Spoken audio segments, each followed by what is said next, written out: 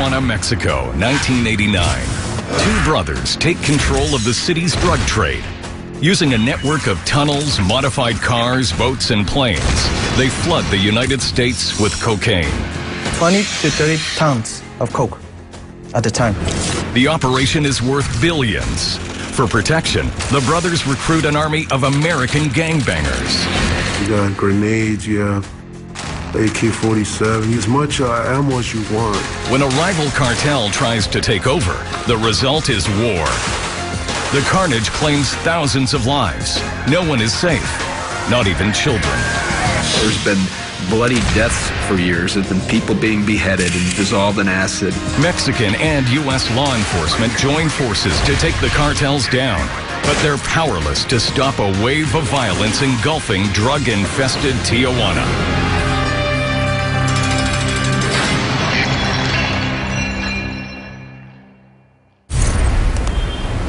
February 7th, 1985, Guadalajara, Mexico. Outside the U.S. consulate, Enrique Camarena, an agent with the U.S. Drug Enforcement Administration, is heading for his car. Suddenly, a group of armed masked men grab him. They force him into the back of a car and disappear. Agent Camarena, nicknamed Kiki, was in Mexico on special assignment, investigating rumors of a secret deal between drug lords from Tijuana and Colombia. The Colombians, the world's biggest producers of cocaine, agree to pay Gallardo's cartel to smuggle their drugs into the United States. Lying just 15 miles south of San Diego, Tijuana is the world's busiest border crossing. 50 million people a year pass into California, the wealthiest U.S. state with the biggest market for illegal drugs. It's the obvious spot for the cartel to focus their drug shipments. The cartel stands to make millions, but they fear the DEA could destroy the Colombian deal. They need to find out what the DEA knows. One of the traffickers said, I know a DEA agent. I know he works at the consulate. I know what he looks like. I can pick him out. 2 days later, Camarena is dead. You know, somebody just throws bodies out on the side of the road. The brazen killing is a sign of the high stakes. Butch Etheridge is with a team of FBI agents dispatched to Mexico to investigate Camarena's murder. He was beaten pretty brutally. He suffered quite a bit. The final blow, we think, was a tire iron to his head.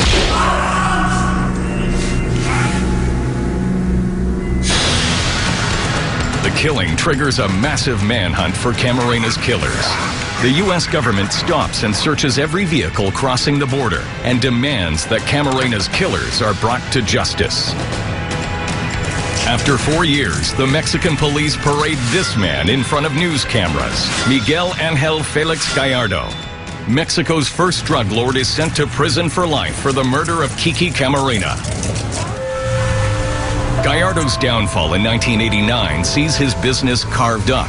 2 of his drug traffickers emerge as successors. Joaquin Chapo Guzman, seen here in rare footage shot in prison, gains control of Gallardo's business in Sinaloa. And the Arellano Felix brothers take control of his business in Tijuana. They were the nephews of Miguel Felix Gallardo. They had the network set up probably through Miguel Felix Gallardo. They were ruthless, like that whole trafficking group were. The Arellano Felix brothers and Chapo Guzman worked together to maximize profits. They pooled their resources to make money from the cocaine trade that was now moving through Mexico almost entirely. The Arellano Felix brothers and Guzman have made Culiacan, the state capital of Sinaloa, their home. Sinaloa is the cradle of Mexico's drug business. Its fertile soil and warm climate is perfect for growing marijuana and heroin. Sinaloa's culture of lawlessness has also cultivated the vast majority of Mexico's drug lords. The Arellano Felix brothers move from Sinaloa to Tijuana.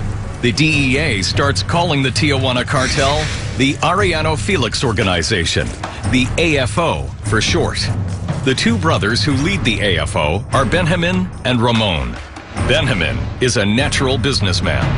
You could just tell he was in charge. And never saw him carrying a weapon. He dressed with the suit like a businessman. Benjamin transforms the Tijuana drug trade by renegotiating the deal with the Colombians. Instead of just working for the Colombians by smuggling their cocaine across the border, they're now buying drugs from the Colombians and setting up their own distribution networks in the U.S. They're no longer the transporter for the Colombians, and they've set up shop, and so they are more powerful than the Colombians in the United States. Steve Duncan is a federal agent who witnessed Benjamin Arellano Felix's entire reign as head of the cartel.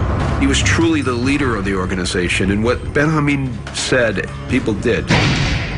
Benjamin was ruthless. If anybody got in his way, he was dead.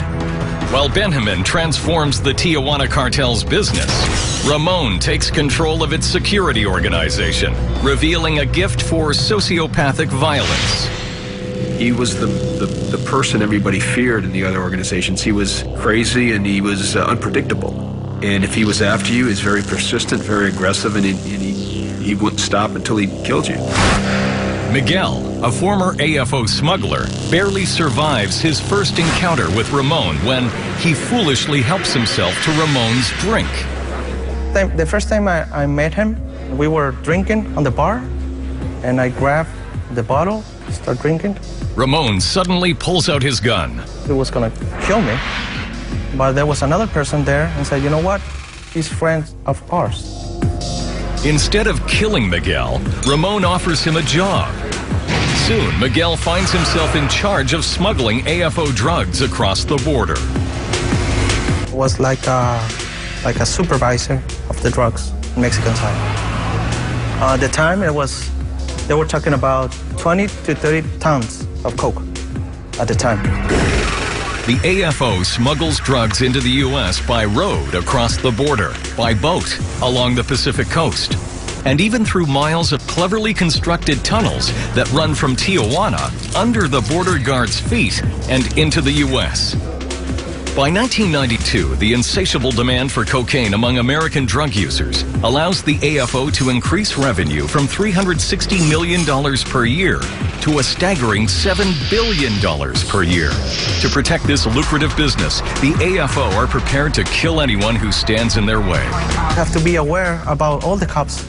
If someone tries to pull you over, you have to be ready to get in a shootout. Brutality and death is at the heart of the AFO culture.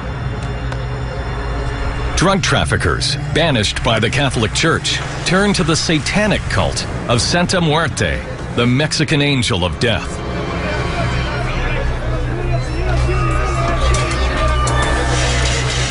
They show their devotion to Santa Muerte by emblazoning their bodies and guns with images of death. The citizens of Tijuana fear the powers of this cult. Everybody pray that the Santa Muerte don't kill you. That's normal people. But the drug lords, they sacrifice to the Santa Muerte. It's like a god. Devotees kill others as an act of reverence. For the AFO, killing is like a religious requirement. They behead, they do everything they do, a lot of rituals to the Santa Muerte.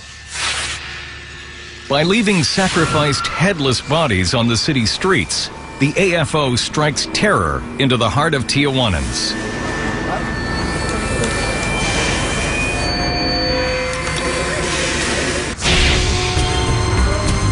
The cops are powerless to stop the AFO. But another threat emerges. Relations between the AFO and Chapo Guzman break down. Guzman is jealous of the AFO domination of Tijuana, Mexico's most profitable smuggling route. Personal beefs began to happen, selfishness. Chapo Guzman started to fight against the Arellano Felix organization. By destroying the peace, Chapo Guzman becomes the Arellano Felix brothers' deadliest enemy. They always said that Chapo was a lot more powerful, probably better connected. That's why they wanted him killed. War between the former allies seems inevitable. Ramon Arellano Felix sets out to establish a new armed force capable of defeating Chapo Guzman.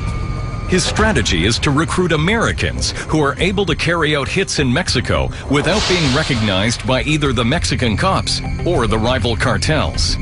But first he needs an American to lead this force. 2 AFO traffickers serving time in U.S. federal prison meet the perfect candidate. David Barone, the leader of San Diego's 30th Step Street Gang. He endeared himself to these 2 fellows while in federal prison. And when he got out of prison, he had an invite to work for the Arellano Felix organization as an enforcer. Barone accepts the offer and heads to Mexico as soon as he leaves prison. November 8th, 1992. Out of the blue, Chapo Guzman proposes negotiations to avoid war. He invites Ramon to a meeting on neutral territory at the tourist resort of Puerto Vallarta, 1,200 miles south of Tijuana.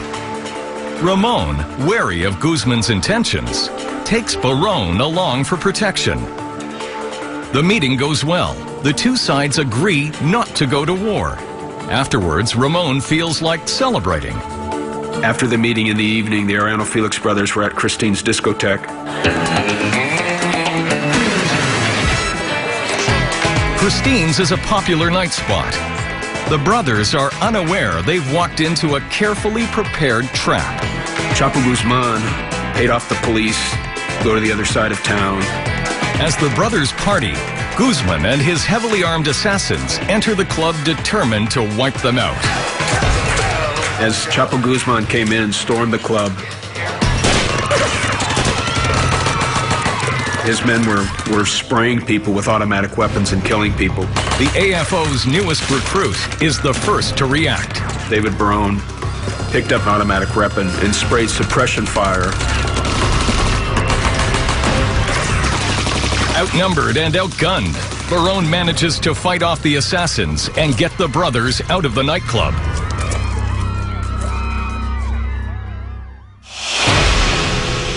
Barone's reputation within the AFO is sealed. David's a folk hero with the Arellano Felix brothers because that one event. Ramon has found the man to lead his new American army. David was a 1%er. He was that 1% of the gang that was a leader, that was ambitious, that was deadly, that was crazy, and people look up to him. Ramon orders David Barone to travel to San Diego to recruit Americans. The timing couldn't have been better.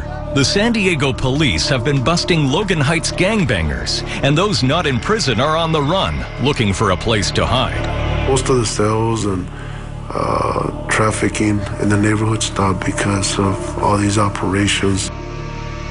I was on the run, and I was hoping to do something that wasn't gonna land me in prison. Approximately 40 members of the Logan Heights street gangs moved to Tijuana to escape American justice by joining the AFO. We went down south to Tijuana. Once we were there, we were told that we were being recruited to be a security for someone very important in Tijuana. The U.S. gang members are put up in middle-class areas. The houses were elegant, nice homes in suburbs, Tijuana. The Americans are trained in the use of high-caliber weapons by Ramon. Ramon is a big showboat where he always offered to take a group out to a ranch and go train. We had boxes of ammo, all in big wooden crates, and it was just as much as you wanted to shoot. The AFO's state-of-the-art weapons are purchased from gun dealers in the U.S. Allá le venden armas tranquilamente a cualquier persona, ¿no? Entonces todo el armamento que hemos asegurado nosotros aquí en Tijuana, todo viene de Estados Unidos. January 1993. Ramon's American troops are trained and equipped, ready to go to work. Their first job is securing the AFO's home base. the streets of Tijuana, searching for AFO's enemies. I would say, hey guys, check out that red car, keep an eye on them, pull the vehicle over, because our vehicles were rigged up with sirens and just like federal agents. We wore bulletproof vests, we had handcuffs. I mean, we looked like military federal agents. Dressed and equipped as federal agents, the AFO roamed the streets of Tijuana at will. Pull a car over and I jump out and pull them out and frisk them, make sure that they had no weapons. There was a time they found a weapon on somebody. They took them away, to interrogate them. May 1993, 8 months after the disco ambush in Puerto Vallarta, Ramon Arellano Felix is ready to take revenge against Chapo Guzman. Ramon assembles a hit team from his new recruits. News reaches him that Chapo Guzman is in Guadalajara, a major city 1,200 miles southeast of Tijuana. Ramon, David Barone, and about 15 to 20 enforcers from Tijuana traveled to Guadalajara to look for and to kill Chapo Guzman. The hit team spends 2 weeks fruitlessly searching for Guzman. Finally, they get some news. There was some intelligence that Chapo Guzman was arriving at the Guadalajara airport in a white Grand Marquis. Ramon's assassins descend on the airport. They set up an ambush to kill Guzman. As a white Grand Marquis came into the lot, it was fired upon, hundreds of rounds fired at the Grand Marquis.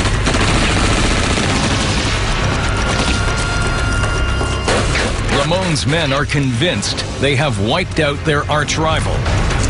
Logan Heights gang members, accompanied by Ramon, got on the plane, flew back to Tijuana, believing they were successful. Following day in the morning, one of the guys had information through David Barone that something went bad. The gunmen have made a terrible mistake. The man in the white marquee is not the drug lord Chapo Guzman, but Cardinal Juan Jesus Posadas, Archbishop of Guadalajara. In Mexico, 90% of the population is Roman Catholic. The killing of a high-ranking cardinal sparks a national outrage. This time, no amount of silver or lead can get the AFO out of trouble. From that point on, they became public enemy number one in Tijuana. Because if anything is held sacred in Mexico, is the Catholic religion. Ramon Arellano Felix is indicted for drug trafficking. He immediately goes into hiding.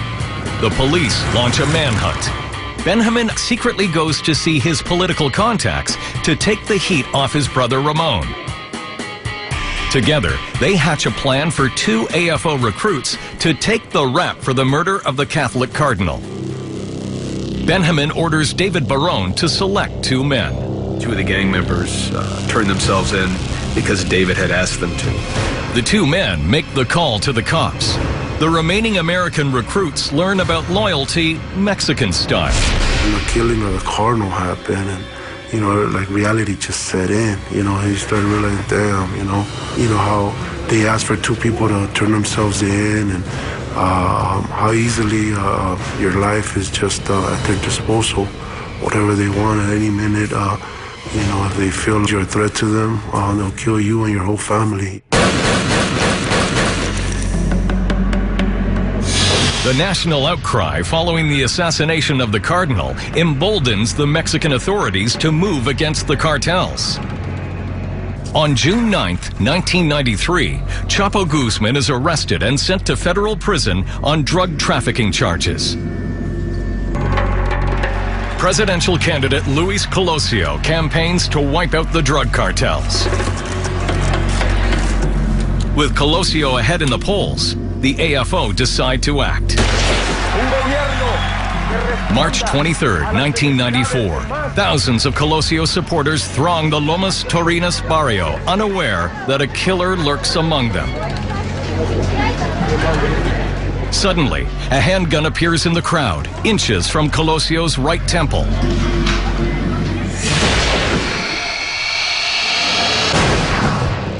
Colosio drops to the ground. The crowd quickly swarms around the gunman. There's no escape route. The killer has sacrificed his freedom at the AFO's bidding. The high-profile assassinations of a Mexican cardinal and a presidential candidate are the last straws for the Mexican government. Aware that their own police force is unable to beat the AFO, the Mexican authorities turn to the United States for help. The U.S. government, alarmed by the rising tide of smuggled drugs, agrees to help. In January 1995, President Clinton orders the establishment of a dedicated task force. Special Agent Steve Duncan is one of the first to join. We formed the Arellano Felix Drug Task Force to fight the organization. And our goal was to dismantle the organization. The poorly paid and poorly equipped Mexican police no longer have to fight alone. Now, America's finest law enforcement officers are given the task of taking down the Arellano Felix brothers. To succeed, they'll have to defeat Mexico's most formidable criminal organization. They had 500 people working for them on a daily basis on the streets to patrol Tijuana to keep the enemies out, to dispatch hit teams into the United States and other part of Mexico to eliminate and battle their foes.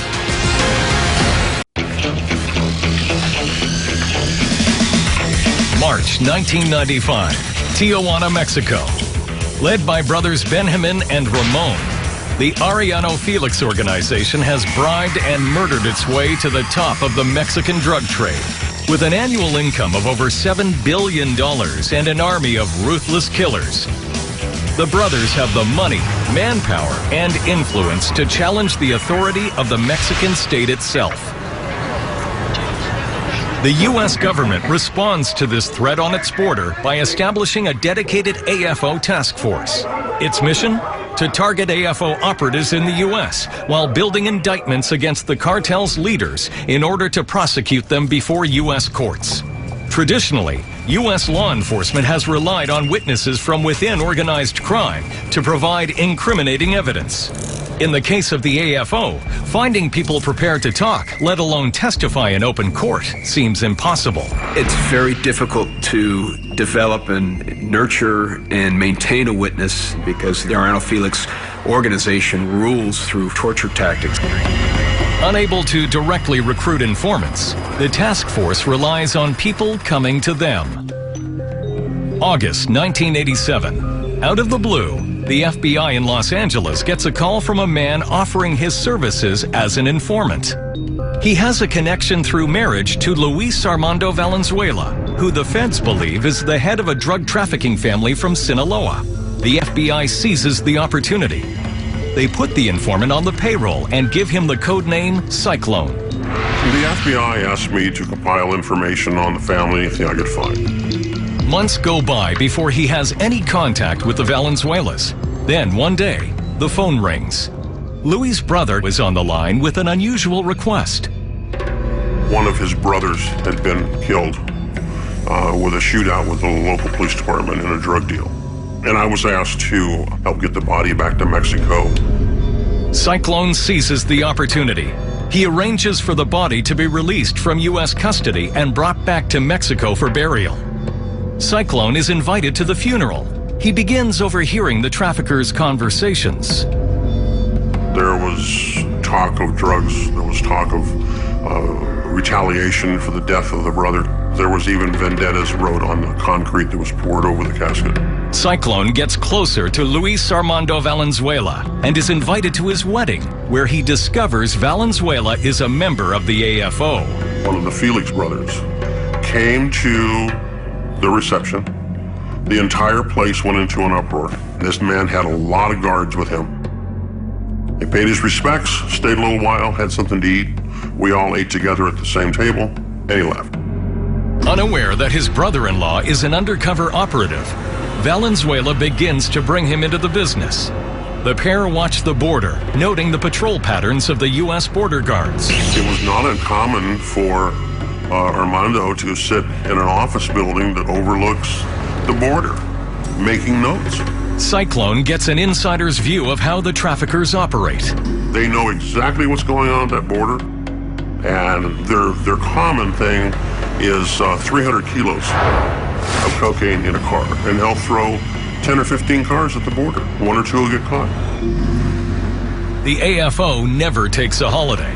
Christmas is the ideal time to get their vast profits back across the border. Christmas weekend, law enforcement is on a skeleton crew. They send kids across with Christmas packages, with backpacks, and it's all full of money. January 1997. Cyclone gets a call. On the line is one of Valenzuela's brothers who needs Cyclone's help with something big. One of the cartel brothers approached me, and it was time to avenge his brother's death. Wanted me to help him locate the police officer who was involved in the shooting. The AFO plans to assassinate the U.S. police officer that killed Valenzuela's brother. When I brought that to the attention of the FBI and the DEA, I said, you know, this is serious now. March 1997. The FBI decides the time has come to move against Luis Armando Valenzuela.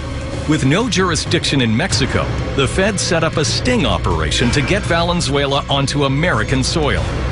Cyclone contacts Valenzuela and tells him he has a contact in the U.S. who wants to buy a large amount of cocaine. But Valenzuela doesn't take the bait immediately. Instead, he invites Cyclone over to a Mexican warehouse he owns to discuss the matter. Cyclone arrives at the appointed time, not knowing what to expect. He's led to a small room where he sees a badly beaten man. Valenzuela tells Cyclone the man is an informant. And he was an informant for one of the drug agencies here in the United States. It was pretty obvious to me that this man wasn't going to be leaving. He was beat up pretty bad. Valenzuela hands Cyclone a loaded gun and tells him to execute the man. Cyclone faces a terrible choice. He either commits murder or blows his cover and gets killed himself. He raises the gun. At the very last moment, a hand grasps his arm. One of the brothers stepped in and said, never mind, we know you will do it. Cyclone leaves the room. The bound man is not so lucky. We heard some shots going off. I don't believe the guy ever made it out of the warehouse. It's a shocking moment, but Cyclone's finally won Valenzuela's confidence. The sting is back on track. Valenzuela agrees to accompany him to the U.S. 28th of August, 1997. On a yacht moored in Marina del Rey, Los Angeles, the pair meets up with Cyclone's contact, FBI undercover agent Victor Guerrero. The informant set the stage by indicating that I was a future buyer from the city of Chicago. And he was very anxious to find new buyers for his product, particularly someone that's going to be taking it in huge quantities. Valenzuela takes the bait. He agrees to sell the undercover agent cocaine. We agreed I would pay a certain price in California, I believe it was $12,000 a kilo, or $15,000 a kilo delivered in Chicago. Valenzuela tells Guerrero that he'll deliver the first consignment of drugs to Cyclone in California. The meeting was set up at a truck stop in Ontario, California, one of the biggest truck stops in the United States. The FBI take up positions at the truck stop, waiting for Valenzuela to show. Hours had gone by, and finally I got a phone call from Armando. Said he apologized, couldn't make it. He got delayed someplace. He'll try and come and see me in a couple days. Disappointed, Cyclone gets up to leave. I got up from the table, and I started out towards where my vehicle was parked. As I went through the back door of the exit of this big truck stop, somebody touched me on the back. I turned around, it was Armando. Cyclone realizes if he had made contact with the FBI in the parking lot, he would be dead. Because he had been in that parking lot all evening watching me. That's how careful this man is. Finally convinced Cyclone is alone, Valenzuela hands over the drugs. The FBI decides to wait, hoping it will lead to a bigger bust. The agents let Valenzuela walk. They get a wiretap authorization and start listening into his calls. Within days, they have wiretaps on much of his U.S. distribution network. The breadth and scope of the organization was truly revealed during the utilization of federal wiretaps. The agents listen in as suppliers and distributors discuss drug deals. So what you overhear is conversation between two people discussing the movement of product or the remittance of money that's going back to Mexico. Over the next 9 months, agents, with information from the wiretaps, confiscate nearly 4 tons of cocaine and arrest 55 AFO drug dealers. The wiretaps also reveal that Luis Armando Valenzuela's immediate boss is Jorge Castro, an AFO top lieutenant who answers directly to Benjamin. 26th of June, 1998. The wiretap team learns that Jorge Castro is in Los Angeles. The FBI decides to pounce. Agents swoop on a number of houses across Southern California. They arrest Jorge Castro and 5 members of his distribution network. The feds recover $15 million in cash and close down one of the AFO's principal drug distribution networks. The bust is a life-changing moment for Cyclone and his family. His cover is blown. The affidavits of search warrants had my name plastered all over. The FBI arranged for Cyclone and his wife to go into hiding. It's only a matter of time before Valenzuela discovers who has betrayed him. We had to move out of our house. We had to quit our jobs. We lost a home. To this day, Cyclone fears for his life. Luis Armando Valenzuela was never arrested. He's still being hunted by the AFO task force, who believe he's still trafficking drugs from his home in Mexico. While the FBI is running the Cyclone sting, across the border in Mexico, there's a dramatic turn of events. February 20th, 1997. Mexican President Zedillo responds to widespread accusations of collusion with the drug cartels by sending federal troops into Tijuana to confront the AFO. The army floods the streets with soldiers, sets up roadblocks, conducts house-to-house searches, and makes a number of arrests. They were doing a lot of damage to the Arellanos, arresting a lot of their people. David Barone, the AFO's chief enforcer, is so outraged by the Mexican army being in Tijuana that he decides to take matters into his own hands. He finds out the whereabouts of the commanding major's girlfriend. David Barone walked into a restaurant where the Mexican army major's girlfriend worked, grabbed his girlfriend by the head and assassinated her there in broad daylight. No witnesses come forward and no action is taken. Barone has just shown he's bigger than the Mexican army. In March 1997, the Mexican police arrest a senior army officer for taking bribes from the AFO. Hopelessly compromised, the army pulls out of Tijuana. In the ensuing confusion, Barone takes the opportunity to exact revenge on local journalist Jesus Blancornelis, who has named and shamed David Barone as the AFO's top enforcer. David Barone took it personally and he followed Jesus Blancornelis around. Thanksgiving Day 1997. Barone strikes. He and a hit squad box in Blancornelis' car in the middle of a street.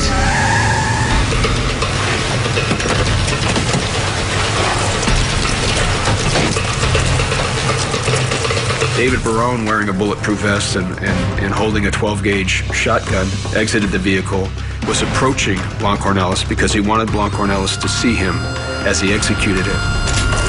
Barone's men open fire on the car. Their bullets strike Blancornelis, but also find an unintended target. One of the rounds from David's men fragmented and hit him in the left eye and killed him on the street corner. And it's a classic photo where David keeled over with a shotgun and bled out there on the curb. Barone dies from friendly fire.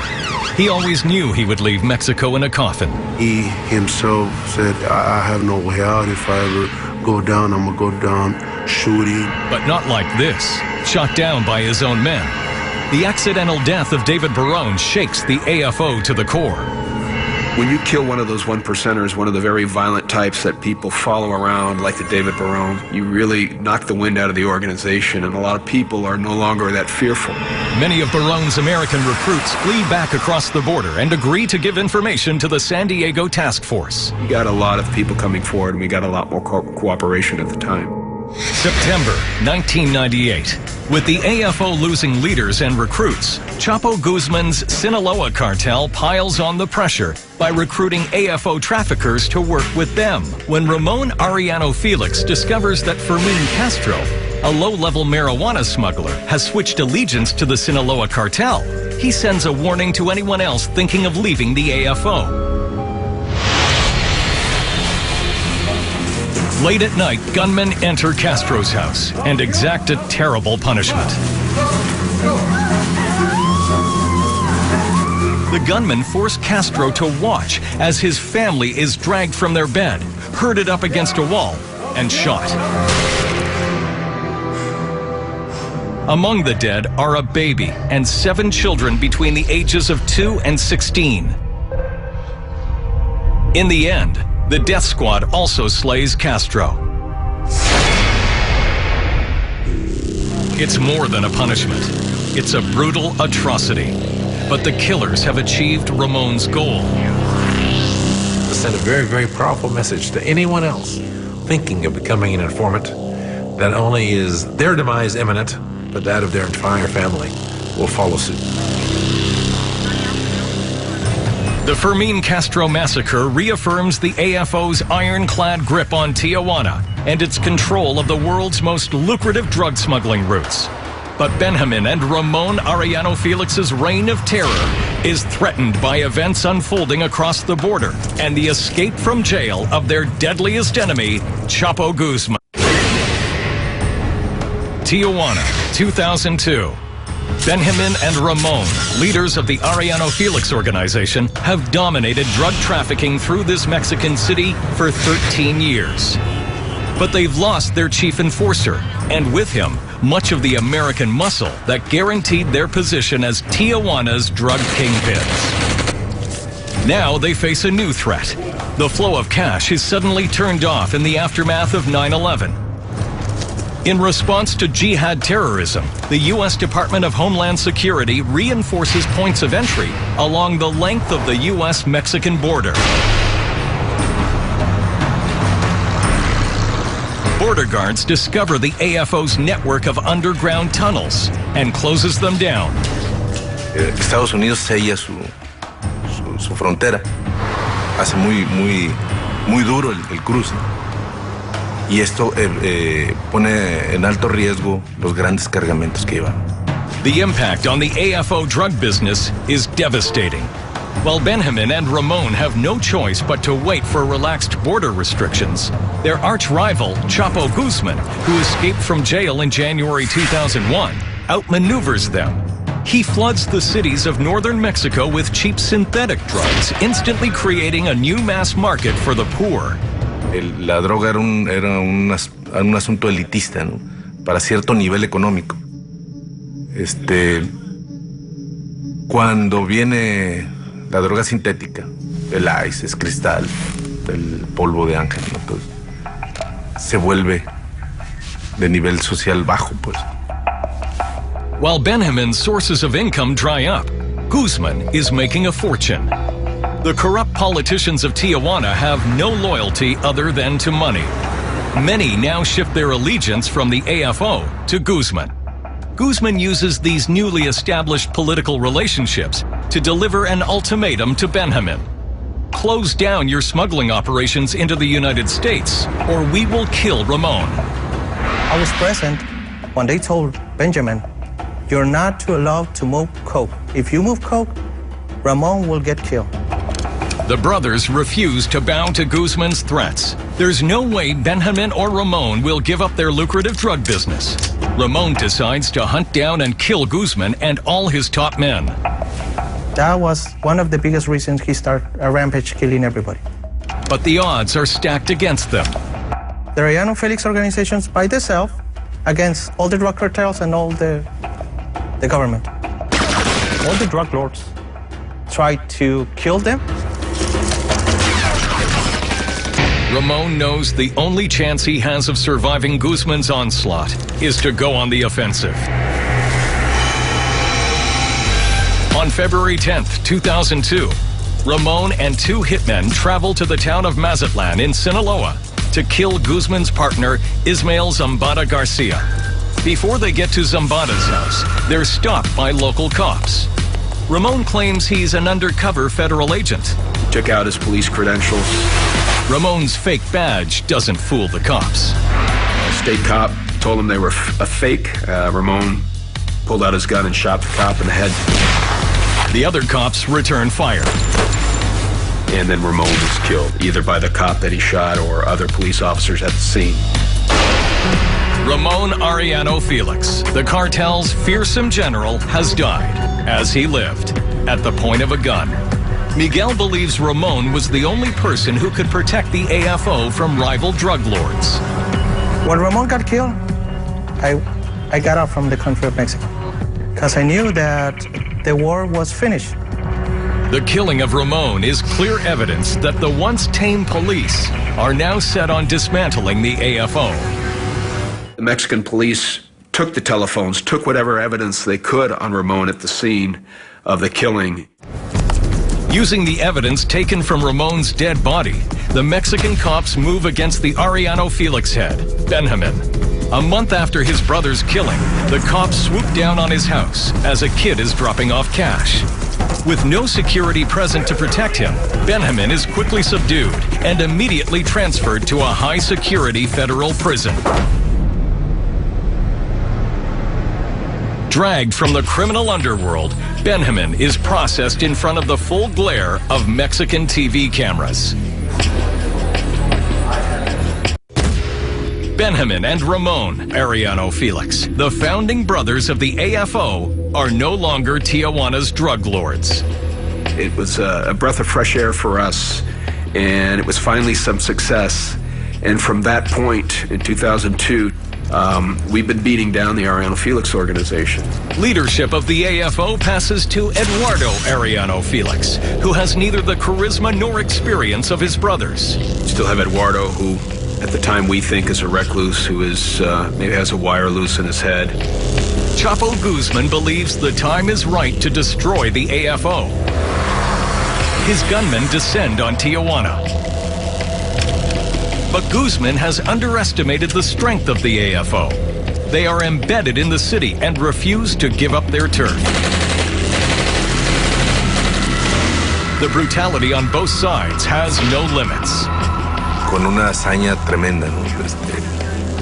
Quemados, descuartizados, decapitados, como una intención de intimidar al bando contrario, ¿no? Como hacen los perros cuando enseñan los colmillos, ¿no?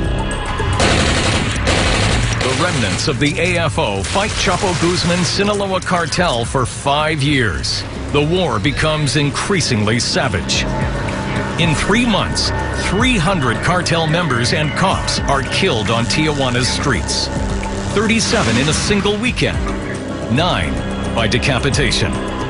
Tens of thousands of Tijuanans give up on the city and head for the United States, refugees from a drug war that has no end in sight. October 25th, 2008. The Mexican Federal Police get a break. Following a tip-off from the U.S. task force, they swoop down on a house in an upscale area of Tijuana. The occupant is none other than the remaining Arellano Felix brother, Eduardo. Refusing to surrender, he opens fire on the police.